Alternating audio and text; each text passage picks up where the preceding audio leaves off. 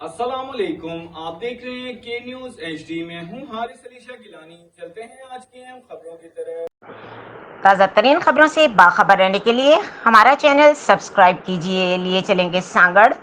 ایرانی petrol diesel Balochistan کی ملکیت ہے، وزیر اعلیٰ کی احکامات کی پامالی ہو رہی ہے۔ بلوچستان بھر سے ایرانی پیٹرول ڈیزل کے ہزاروں ٹرک بیگ گاڑیاں رات کی تاریکی میں پنجاب کراچی غیر قانونی سپلائی جاری ہے، جس کی سرپرستی کسٹم انٹیلیجنس اہلکاروں کے ذریعے ہوتی ہے، جو انتظامیہ خفیہ اداروں کے افسران وزیر اعظم تک ملوث ہیں۔ متحدہ قبائل فیڈریشن کے سربراہ ملک امان اللہ خان کاکڑ نے میڈیا کو کوریج کے بعد ایکشن لینے کے لیے کچلاک، خوزستان، قنائی، بابا زیارت کراس، گوال خانوزئی، کان مہتری، مسلم باغ، قلعہ سیف اللہ، میختر تمام شاہراہوں پر قبائل فیڈریشن کے نوجوانوں کے ذریعے ہر قسم کی غیر قانونی ٹرک سپلائی پنجاب بند کر دیا۔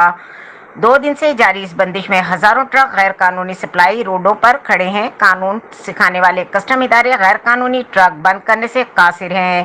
عوام کو جھوٹ کے قانون سکھانے والے کسٹم کرپٹ انتظامیہ ٹرکوں کو بند کرنے سے قاصر ہیں۔ Chairman media action committee Pakistan Malik Inayatullah Kakar نے متحدہ قبائل کے نوجوانوں کی اس ایکشن کو سراہا۔